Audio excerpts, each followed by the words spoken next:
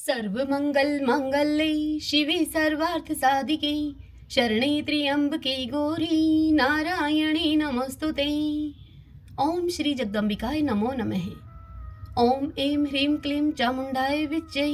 अब आप सुनिए श्रीमद् देवी भागवत महापुराण की आगे की कथा। सूत जी मुनियों से बोले कि हे मुनिगणों, माननीय द्रौपदी उन पांचों पांडवों की पतिव्रता पत्नी थी। उन द्रौपदी को अत्यंत ही सुंदर 5 पुत्र उन पतियों से उत्पन्न हुए। अर्जुन की एक दूसरी पत्नी श्री कृष्ण की बहन सुभद्रा थी, जिन्हें अर्जुन ने पूर्व काल में भगवान श्री कृष्ण की अनुमति से हर लिया था। उन्हीं सुभद्रा के गर्भ से महान वीर अभिमन्यु का जन्म हुआ। वह अभिमन्यु संग्राम भूमि में मारा गया था। उसी युद्ध में द्रौपदी के 5 पुत्र भी मारे गए थे। वीर अभिमन्यु की श्रेष्ठ तथा अत्यंत सुंदर पत्नी महाराज विराट की पुत्री उत्तरा थी। महाभारत के युद्ध में कुरुकुल का नाश हो जाने पर उसने एक पुत्र उत्पन्न किया था। वह द्रोण पुत्र अश्वत्थामा की बाण अग्नि से गर्भ में पहले ही मर गया था, किंतु भगवान कृष्ण ने बाद में अश्वत्थामा की बाण अग्नि से निर्दग्ध अपने भांजे के पुत्र को अपने अद्भुत प्रताप से पुनः जीवित कर दिया था। कुरुवंश के समाप्त होने पर वह श्रेष्ठ पुत्र उत्पन्न हुआ था, इसीलिए वह बालक परीक्षित के नाम से पृथ्वी तल पर प्रसिद्ध हुआ। अपने 100 पुत्रों के मारे जाने पर अत्यंत दुखित राजा धृतराष्ट्र भीम के वाघ बाणों से संतप्त रहते हुए अब पांडव के राज्य में रहने लगे। वैसे ही गांधारी भी अत्यंत दुखी होकर अपने जीवन यापन करने लगी। दुखित युधिष्ठिर दिन रात उन दोनों की सेवा करने लगे। महान धर्मात्मा विदुर युधिष्ठिर की अनुमति से अपने भाई धृतराष्ट्र के पास में ही रहते थे और वे उन प्रज्ञा चक्षु को समझाते बुझाते रहते थे। धर्मपुत्र धर्मात्मा युधिष्ठिर भी अपने पिता तुल्य धृतराष्ट्र के पुत्र शोकजनित दुख को विस्मारित कराते हुए उनकी सेवा करने लगे। जिस किसी भी प्रकार वह वृद्ध धृतराष्ट्र सुन ले, यह बात ध्यान में रखकर भीम अत्यंत क्रोधित होकर अपने वचन रूपी बाणों से उन पर सर्वदा प्रहार किया करते थे। वहां उपस्थित लोगों को सुना सुनाकर भीम कहा करते थे कि मैंने इस दुष्ट अंधे के सभी पुत्रों को रणभूमि में मार डाला और दुशासन के हृदय का रक्त मैंने जी भर के पी लिया है। अब यह अंधा निर्लज होकर मेरे दिए हुए पिंड को कौन तथा कुत्तों की भांति खाता है। अब तो यह व्यर्थ ही जीवन बिता रहा है।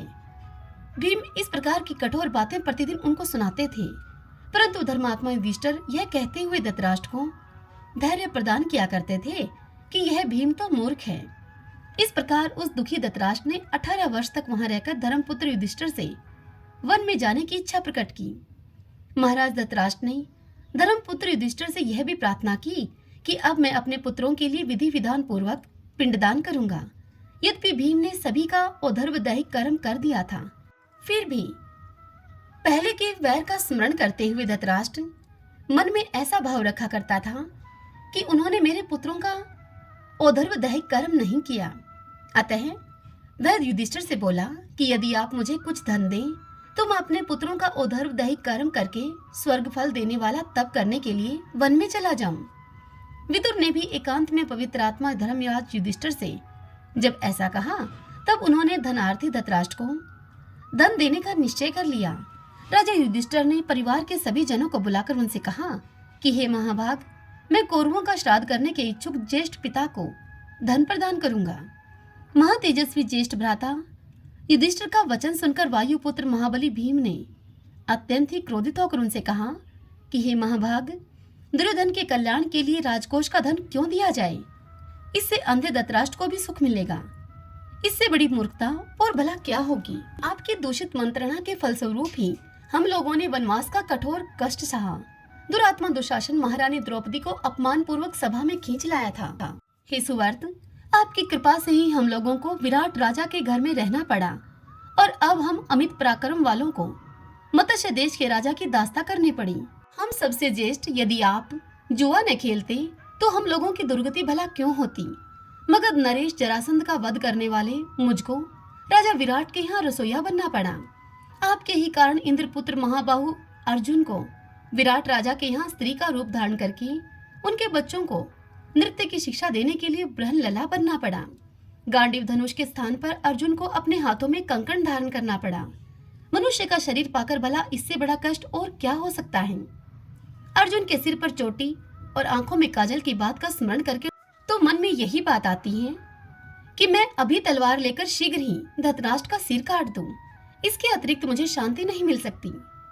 आप महाराज से बिना पूछे ही मैंने लाक्षागृह में अग्नि लगा दी थी, जिससे कि हम लोगों को जलाने की इच्छा वाला वह पापी पुरोचन स्वयं जल गया। हे राजन, मैंने आपसे परामर्श किए बिना ही जैसे सभी कीचकों का वध कर डाला, ठीक वैसे ही स्त्रियों के समेत धृतराष्ट्र के सभी पुत्रों का भी वध मैं नहीं कर पाया।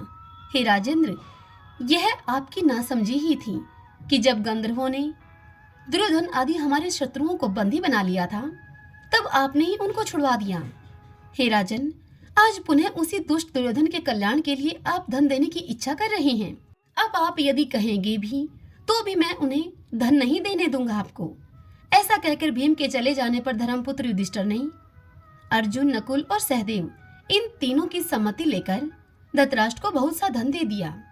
तब अंबिका पुत्र धृतराष्ट्र ने धन लेकर अपने पुत्रों का विधिवत श्राद्ध कर्म कराया और ब्राह्मणों को विविध दान दिए। इस प्रकार अपने पुत्रों का श्राद्ध कर्म करके गांधारी के सहित महाराज धृतराष्ट्र कुंती तथा विदुर के साथ शीघ्र ही वन में चले गए। संजय के द्वारा सबको यह समाचार मिला कि महामती धृतराष्ट्र वन में जा रहे हैं। उस समय अपने पुत्रों के मना करने पर भी सूरसेन की पुत्री कुंती उनके साथ चली गई। यह देखकर अब भीम रोने लगे कि वे तथा अन्यान्य सभी कौरव उन लोगों को गंगा तट तक पहुंचाकर पुनः हस्तिनापुर लौट आए। तत्पश्चात धृतराष्ट्र आदि गंगा तट पर स्थित शुभ सतयुग आश्रम में पहुंचे और वहां पर पर्णकुटी बनाकर एकचित होकर वहां तपस्या करने लगे। जब वे तपस्वी चले गए और इस प्रकार 6 वर्ष बीत गए, तब उनके विरह से संतप्त युधिष्ठिर अपने भाइयों से कहने लगे। युधिष्ठिर ने अपने भाइयों से कहा कि मैंने स्वप्न देखा है कि वन में रहती हुई माता कुंती अत्यंत दुर्बल हो गई है। अतः माता तथा पितृजनों को देखने की मन में बड़ी इच्छा हो रही है।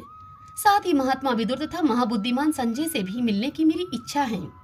यदि आप लोगों को भी यह उचित प्रतीत होता हो तो हम लोग वहां पर चलें, ऐसा मेरा विचार है। तब वे सभी भाई सुभद्रा, द्रौपदी, महाभागा, उत्तरा और अन्य नागरिक जन वहां पर एकत्र हुए। दर्शन के लिए उत्सुक उन पांडवों ने सभी लोगों के साथ सतयुग आश्रम में जाकर धृतराष्ट्र आदि को देखा। वहां जब विदुर जी दिखाई नहीं दिए, तब धर्मराज युधिष्ठिर ने धृतराष्ट्र से कहा कि वे बुद्धिमान विदुर जी कहाँ हैं। तब अंबिका पुत्र धृतराष्ट्र ने उनसे कहा कि विदुर तो विरक्त और निष्काम होकर तथा सब कुछ त्याग कर कहीं एकांत में रहते हुए अंतःकरण में परमात्मा का ध्यान कर रहे होंगे। फिर दूसरे दिन गंगा जी की ओर जाते हुए युधिष्ठिर ने वन में तपस्या के कारण क्षीण देह वाले व्रतधारी विदुर जी को देखा। उनको देखकर महाराज युधिष्ठिर ने उनसे कहा कि मैं आपको प्रणाम करता हूँ। यह सुनकर भी निष्पाप विदुर जी ठूठ वृक्ष के समान अचल ही स्थित रहे। उसी क्षण विदुर जी के मुख से एक अद्भुत तेज निकला और वह तत्काल ही युधिष्ठिर के मुख में समा गया, क्योंकि वे दोनों ही धर्म के अंश थे। इस प्रकार विदुर जी ने प्राण त्याग कर दिया और युधिष्ठिर अत्यंत शोकाकुल हो गए। वे राजा युधिष्ठिर उनके शरीर का दाह संस्कार करने का प्रबंध करने लगे। उसी समय राजा को सुनाते हुए एक आकाशवाणी हुई। आकाशवाणी ने कहा युधिष्ठिर से कि हे राजन, ये विदुर जी विरक्त हैं, अतः ये दाह संस्कार के योग्य नहीं हैं। अब आप इच्छा के अनुसार यहाँ से प्रस्थान करें। यह सुनकर उन सभी भाइयों ने गंगा के निर्मल जल में स्नान किया और वहां जाकर धृतराष्ट्र से सभी वृत्तांत विस्तार पूर्वक कह सुनाया। तत्पश्चात सभी पांडव नागरिकों के साथ उस आश्रम में बैठ गए। उसी समय सत्यवती के पुत्र व्यास जी तथा नारद जी भी वहां पर पहुंच गए। अन्य मुनिगण भी वहां पर धर्मपुत्र युधिष्ठिर के पास आ गए। उस समय कुंती ने वहां विराजमान शुभ दर्शन व्यास जी से कहा। कुंती बोली व्यास जी से, हे कृष्ण द्वैपायन, मैंने अपने पुत्र कर्ण को जन्म के समय ही देखा था। उसे देखने के लिए मेरा मन बहुत तड़प रहा है। अतः हे तपोधन, मुझे उसको दिखला दीजिए। हे महाभाग, आप तो समर्थ हैं, अतः मेरी यह इच्छा आप पूर्ण कीजिए। तब गांधारी बोली कि हे मुने, दुर्योधन समर भूमि में चला गया था और मैं उसे देख नहीं पाई। अतः हे मुनि श्रेष्ठ, छोटे भाइयों के सहित उस दुर्योधन को आप मुझे दिखा दीजिए। फिर सुभद्रा बोली कि हे सर्वज्ञ, मैं प्राणों से भी अधिक प्रिय अपने महान वीर पुत्र अभिमन्यु को देखना चाहती हूँ। अतः हे तपोधन, उसे भी अभी दिखा दीजिए। सूत जी इस कथा को सुनाते हुए मुनियों से आगे कहते हैं कि हे श्रेष्ठ मुनियों, इस प्रकार के वचन सुनकर सत्यवती के पुत्र व्यास जी ने प्राणायाम करके सनातनी देवी भगवती का ध्यान किया। तब सायंकाल आने पर मुनिश्रेष्ठ व्यास जी, युधिष्ठिर आदि सभी जनों को गंगा जी के तट पर बुलाकर पुण्य नदी गंगा के पवित्र जल में स्नान करके प्रकृति स्वरूपिणी परम पुरुष को प्रसन्न करने वाली सगुण निर्गुण रूपा देवताओं की भी देवी ब्रह्मा स्वरूपिणी उन मणिद्वीप निवासिनी भगवती की स्तुति करने लगे। स्तुति करते हुए व्यास जी कहने लगे देवी भगवती से कि हे देवी, जब ब्रह्मा विष्णु शंकर इंद्र वरुण कुबेर यम तथा अग्नि ये कोई भी नहीं थे, उस समय भी आपकी सत्ता थी। ऐसे उन आपको मैं नमस्कार करता हूँ। जिस समय जल वायु पृथ्वी आकाश तथा उनके रस आदि गुण समस्त इंद्रियां अहंकार मन बुद्धि सूर्य तथा चंद्रमा ये कोई भी नहीं थे, तब भी आप विद्यमान थी। ऐसी उन आपको मैं प्रणाम करता हूँ। इस जीवलोक को अपने चित्त में समाहित करके सत्व रज तम आदि गुणों के सहित लिंग कोश को समाधि की अवस्था में पहुंचाकर जब आप कल्प पर्यंत स्वतंत्र होकर विहार करती हैं, तब विवेक प्राप्त पुरुष भी आपको जानने में समर्थ नहीं होता। हे माता, ये लोग मृत व्यक्तियों के पुनः दर्शन के लिए मुझसे प्रार्थना कर रहे हैं, किंतु हे माता, मैं ऐसा कर सकने में समर्थ नहीं हूँ। अतएव आप इन्हें मृत व्यक्तियों को शीघ्र ही दिखा दें। सूत जी आगे कहते हैं कि हे मुनियों, व्यास जी के द्वारा इस प्रकार देवी की स्तुति किए जाने पर महामाया श्री भुवनेश्वरी देवी ने समस्त मृत राजाओं को स्वर्ग से बुलाकर दिखा दिया। कुंती गांधारी सुभद्रा विराट पुत्री उत्तरा एवं सभी पांडव वापस आए हुए स्वजनों को देखकर बड़े प्रसन्न हो गए। तदंतर अपरिमित तेज वाले व्यास जी ने महामाया देवी का स्मरण करके इंद्रजाल की भांति प्रकट हुए उन सभी को पुनः लौटा दिया। तत्पश्चात धृतराष्ट्र आदि तापसों से आज्ञा लेकर, तापसों तपस्वियों को कहा जाता है, उनसे आज्ञा लेकर सभी पांडव तथा मुनिजन वहां से चल दिए। राजा युधिष्ठिर भी मार्ग में व्यास जी की चर्चा करते हुए हस्तिनापुर आ गए। सूत जी कहते हैं कि वहां से पांडवों के प्रस्थित होने के तीसरे दिन उस वन में लगी हुई दावाग्नि में कुंती एवं गांधारी के सहित राजा धृतराष्ट्र दग्ध हो गए।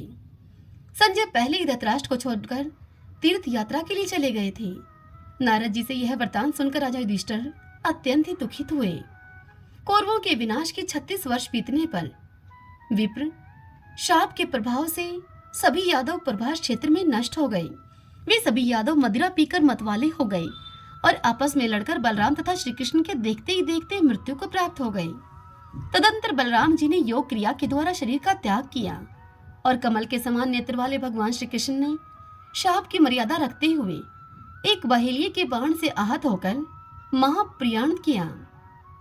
इसके पश्चात जब वासुदेव जी ने श्री कृष्ण के शरीर का त्याग का समाचार सुना, तो उन्होंने अपने चित्त में श्री भुवनेश्वरी देवी का ध्यान करके अपने पवित्र प्राणों का परित्याग कर दिया।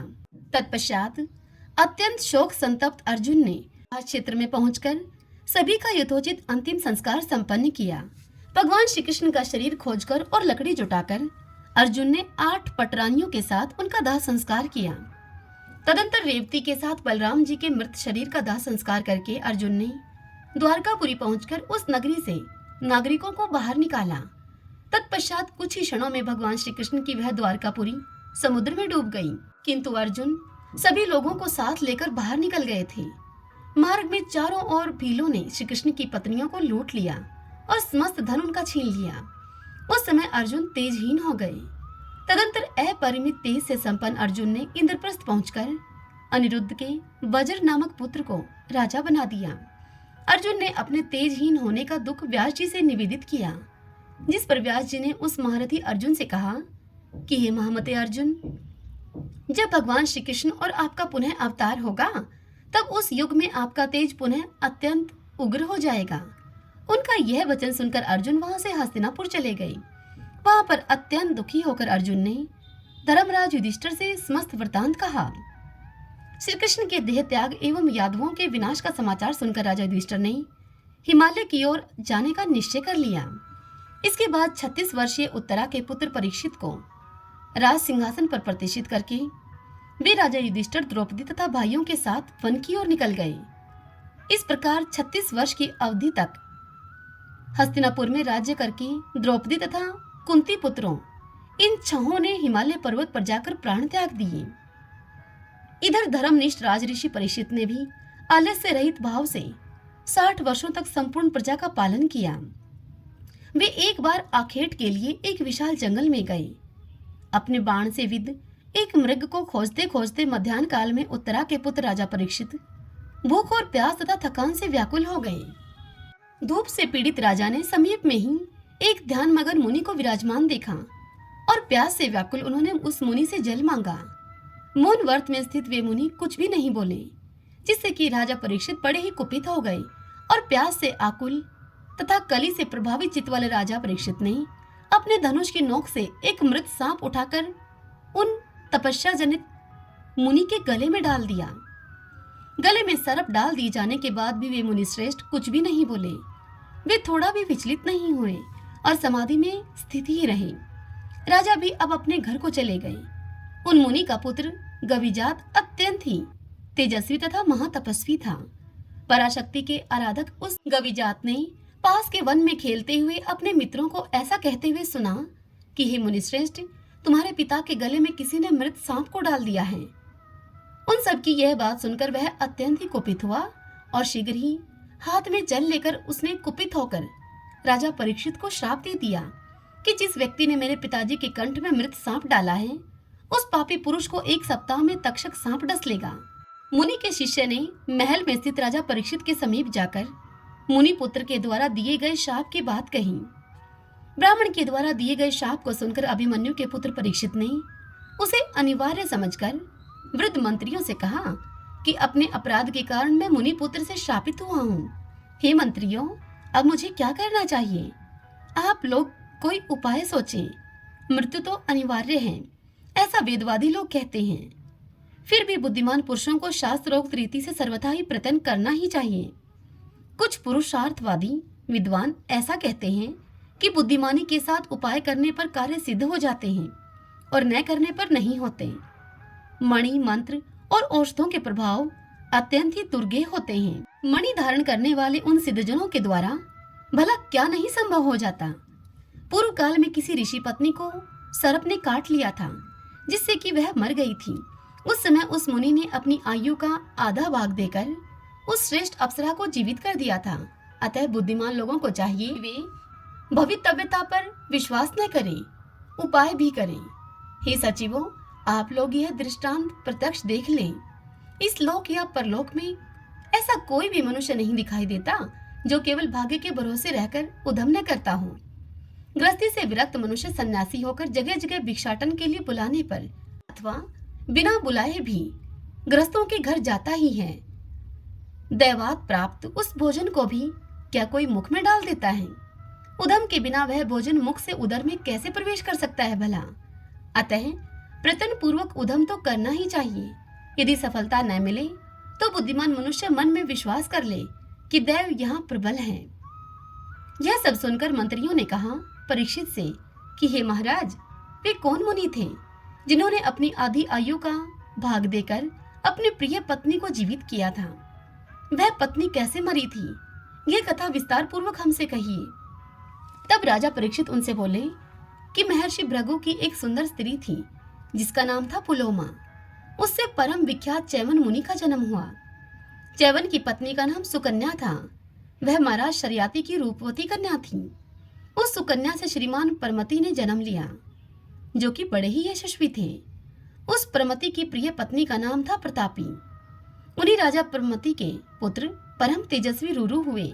यह बात उन्हीं दिनों की है। उन्हीं दिनों स्थूलकेश नामक एक विख्यात ऋषि थे, जो कि बड़े ही तपस्वी, धर्मात्मा एवं सत्यनिष्ठ थे। इसी बीच त्रिलोक सुंदरी मेनका नाम की श्रेष्ठ अप्सरा नदी के किनारे जल क्रीड़ा कर रही थी। वह अप्सरा विश्वासु के द्वारा गर्भवती होकर वहां से निकल पड़ी। उस श्रेष्ठ अप्सरा ने स्थूलकेश के आश्रम में जाकर नदी तट पर एक त्रिलोक सुंदरी कन्या को जन्म दिया और वह उसे छोड़कर चली गई। तब उस नवजात शिशु कन्या को अनाथ जानकर मुनिवर स्थूलकेश अपने आश्रम में ले गए और वहां जाकर उसका पालन पोषण करने लगे। उन्होंने उसका नाम परम द्वारा रखा। वह सर्वलक्षणा संपन्न कन्या यथा समय यौवन को प्राप्त हुई। उस सुंदरी को देखकर रुरु काम मोहित हो गए। परीक्षित आगे कहते हैं कि हे सचिव वृंद, इस प्रकार कामासक्त होकर रुरु मुनि अपने आश्रम में सो गए। तब उनके पिता ने उन्हें दुखित देकर पूछा कि हे रुरु, तुम इतने उदास क्यों हो? कामातुर रूरू ने अपने पिता से कहा कि महर्षि स्थूलकेश के आश्रम में परम द्वारा नाम की एक कन्या है। चाहता हूँ कि वह कन्या मेरी पत्नी बन जाए। उन परमति ने महामुनि स्थूलकेश के पास शीघ्र जाकर उन्हें प्रसन्न तथा अपने अनुकूल करके उस सुंदर कन्या की याचना की। महामुनि स्थूलकेश ने यह वचन दे दिया कि किसी अच्छे मुहूर्त में कन्यादान दूंगा। अब उस वन में वे दोनों विवाह की सामग्री का प्रबंध करने लगे। इस प्रकार उस तपोवन में समीप में ही रहकर परमति और स्थूलकेश दोनों महात्मा विवाह उत्सव की तैयारियां करने लगे। उसी अवसर पर वह कन्या अपने घर के आंगन में खेल रही थी। तभी एक सोए हुए सर्प से उस सुनैनी का पैर छू गया। सर्प से स्पर्श होते ही सर्प ने उसे डस लिया और वह सुंदर कन्या मर गई। तब मृत्यु को प्राप्त हुई परम द्वारा को देखकर वहां बड़ा ही कोलाहल मच गया। सभी मुनि वहां जुट गए और शोक से ग्रस्त होकर वह सभी रोने लगे। पृथ्वी पर प्राणहीन होकर पड़ी हुई अत्यंत तेज से दैदीप्यमान उस कन्या को देखकर उसके पिता स्थूलकेश अत्यंत दुखी होकर रुदन करने लगे। उस समय करुण क्रंदन सुनकर रूरू भी उसे देखने के लिए वहां पर आए। उन्होंने उस मृत पड़ी हुई सुंदरी को सजीव जैसी देखा। स्थूलकेश तथा अन्य श्रेष्ठ मुनियों को रुदन करते हुए देखकर रूरू मुनि उस स्थान से बाहर आकर विरह व्याकुल होकर रोने लगे। वे कहने लगे कि आहो, प्रारब्ध ने ही मेरे सुख के विनाश के लिए ही यह अत्यंत विचित्र सर्प भेजा था। यह निश्चित ही मेरे दुख का कारण है। अब मैं क्या करूं? कहाँ जाऊं मैं? मेरी प्राण प्रिया तो मर गई है। अब मैं अपनी इस प्राण प्रिया के बिना इससे विलग होकर जीना नहीं चाहता।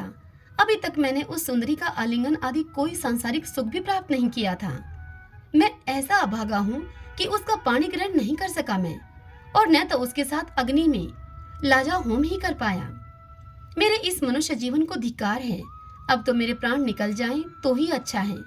जब दुखित होकर मनुष्य को चाहने पर भी मृत्यु नहीं मिलती, तब इस संसार में वांछित उत्तम सुख कैसे मिल सकता है?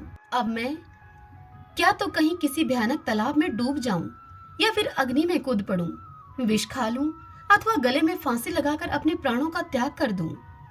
इस प्रकार विलाप करते हुए रूरू अपने मन में विचार करके उस नदी के तट पर स्थित रहते हुए उपाय खोजने लगे। प्राण त्यागने से मुझे क्या लाभ होगा? आत्महत्या का फल तो दूर अनिवार्य होता है। इसलिए मेरी मृत्यु सुनकर पिताजी बड़े ही दुखी होंगे, माताजी को भी महान कष्ट होगा। लेकिन हाँ, हो सकता है कि मुझे मरा हुआ देखकर प्रारब्ध संतुष्ट हो जाए। मेरे मर जाने पर मेरे सभी शत्रु भी प्रसन्न होंगे, इसमें संदेह नहीं है। किंतु इससे परलोक में मेरी प्रिया का क्या उपकार होगा? इस प्रकार विरह से संतप्त होकर आत्महत्या करके मेरे मर जाने पर भी परलोक में मुझ आत्मघाती को मेरी वह प्रिया नहीं मिलेगी। इसलिए मेरे मरने में बहुत दोष है और न मरने पर मुझे कोई दोष नहीं होगा। ऐसा सोचकर अब रूरू स्नान तथा आचमन करके पवित्र होकर वहीं पर बैठ गए। इसके बाद उन मुनि ने हाथों में जल लेकर यह वचन कहा। रूरू ने कहा कि यदि मेरे द्वारा देव आराधन आदि कुछ भी पुण्य कार्य संपादित किया गया हो, यदि मैंने श्रद्धा पूर्वक गुरुओं की पूजा की हो, हवन जप एवं तप किया हो, समस्त वेदों का अध्ययन किया हो, गायत्री की उपासना की हो और सूर्य की आराधना की हो, तो उस पुण्य के प्रभाव से मेरी यह प्रिया जीवित हो जाए। यदि मेरी प्रिया जीवित नहीं होगी तो मैं भी प्राण त्याग दूंगा। ऐसा कहकर देवताओं का ध्यान करके रूरू ने वह जल जमीन पर छोड़ दिया। राजा परीक्षित इस कथा को सुनाते हुए आगे कहते हैं अपने मंत्रियों से कि तदंतर इस प्रकार अपनी भार्या के लिए विलाप कर रहे उन दुखित रूरू के पास एक देवदूत आया और देवदूत आकर उनसे यह वाक्य बोला। देवदूत ने कहा कि हे ब्राह्मण, ऐसा साहस मत कीजिए। आपकी मरी हुई प्रतिमा भला कैसे जीवित हो सकेगी? गंधर्व और अप्सरा की इस सुंदर कन्या की आयु समाप्त हो चुकी थी, जिससे कि यह अविवाहिता ही मर गई। अतः अब आप किसी अन्य शुभ अंगों वाली कन्या का वर्ण कर लीजिए। हे हतबुद्धि, आप क्यों रो रहे हैं? इसके साथ आपका कैसा प्रेम है? तब रूरू बोले कि हे देवदूत, मैं किसी अन्य सुंदरी का वर्ण नहीं करूंगा। यदि यह जीवित हो जाती है तो ठीक है, अन्यथा मैं इसी समय अपने प्राण त्याग दूंगा। राजा परीक्षित आगे कहते हैं कि हे मंत्रियों, उन मुनि का यह हठ देखकर देवदूत ने प्रसन्न होकर तथ्यपूर्ण सत्य एवं मनोहर वचन कहा। देवदूत ने कहा कि हे विप्रेंद्र, देवताओं के द्वारा इसका पूर्व विहित उपाय मुझसे सुनिए। आप अपनी आयु का आधा भाग देकर अपने परम द्वारा को शीघ्र ही जीवित कर लीजिए। यह सुनकर रूरू बोले कि मैं निसंदेह अपनी आयु का आधा भाग इस कन्या को दे रहा हूँ। अब मेरी प्रतिमा के प्राण वापस आ जाएं और यह उठकर बैठ जाए।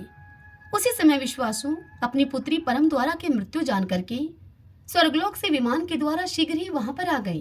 तत्पश्चात गंधर्वराज विश्वावसु तथा उस श्रेष्ठ देवदूत ने धर्मराज के पास पहुंचकर यह वचन कहा।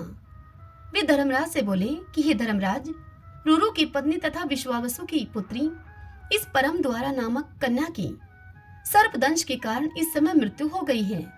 हे सूर्यतन्य, इसके वियोग में मरण के लिए उद्यत मुनि रूरू की आधी आयु तथा उनकी तपस्या के प्रभाव से यह कोमलांगी जीवित हो जाए। यह सुनकर धर्मराज ने कहा कि हे देवदूत, यदि तुम ऐसा चाहते हो तो उसकी आधी आयु से विश्वावसु की यह कन्या जीवित होकर बैठ जाए और तुम जाकर उसे रूरू को समर्पित कर दो। राजा परीक्षित आगे कहते हैं कि धर्मराज के इस प्रकार कहने पर देवदूत ने जाकर परम द्वारा को जीवित करके शीघ्र ही रूरू को समर्पित कर दिया और तत्पश्चात रूरू ने किसी शुभ दिन उसके साथ विधान पूर्वक विवाह कर लिया। इस प्रकार का यह उपाय का आश्रय लेकर मृत परम द्वारा को भी जीवित कर लिया गया था। हे मंत्रियों, अतः मणि, मंत्र तथा औषधियों के विधिवत प्रयोग के द्वारा प्राण रक्षा के लिए शास्त्र सम्मत उपाय अवश्य किया जाना चाहिए। मंत्रियों से यह कहकर परीक्षित उत्तम रक्षकों की व्यवस्था करके एक 7 तल वाला उत्तम राजभवन बनवाकर उसी क्षण परीक्षित अपने मंत्रियों के साथ उस पर चढ़ गए। उस भवन की सम्यक सुरक्षा के लिए मणि मंत्रधारी वीरों को नियुक्त किया गया और इसके बाद राजा परीक्षित ने गौरमुख मुनि को अर्थात गाविजात के पास उन्हें प्रसन्न करने के उद्देश्य से भेजा और कहलवाया कि मुझ सेवक का अपराध वे बार बार क्षमा करें। तत्पश्चात राजा ने मंत्र प्रयोग में निपुण ब्राह्मणों को रक्षा कार्य के निमित्त चारों ओर नियुक्त कर दिया। एक मंत्री पुत्र वहां नियुक्त किया गया जिसने कि महल के चारों ओर हाथियों का घेरा स्थापित कराया ताकि विशेष रूप से रक्षित उस महल पर कोई चढ़ न सके। महल के भीतर वायु का भी संचरण नहीं हो पाता था क्योंकि उसका प्रवेश सर्वथा वर्जित था। राजा वहीं पर स्थित रहकर भोजन आदि करने लगे। वहीं पर रहते हुए स्नान एवं संध्या कार्यों से निवृत्त होकर राजा मंत्रियों से मंत्रणा करते तथा शाप के दिन गिनते हुए समस्त राज्य कर्मों को संचालित करते थे।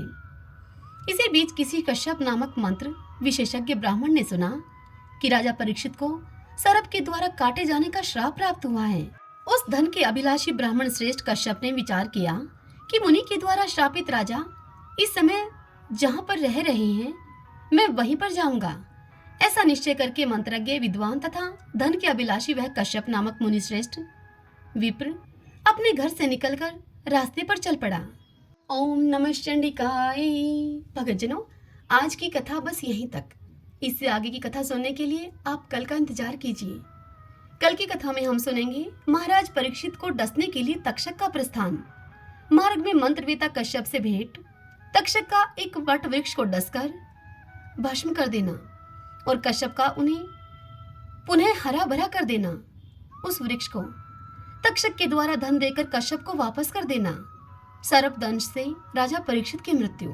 कल हम इस पावन कथा का रसपान करेंगे। आज की यह कथा आप सबको कैसी लगी? यदि पसंद आई हो तो वीडियो को लाइक करें, कमेंट बॉक्स में जय माता दी लिखें और यदि आप मुझे पहली बार सुन रहे हैं और आगे की कथाएं भी आप सुनना चाहते हैं तो इस चैनल को आप सब्सक्राइब कर लीजिए। बेल आइकन के बटन को भी आप प्रेस कर लीजिएगा ताकि आपको आने वाले सभी वीडियोस की जानकारी समय पर मिल सके। जय माता दी।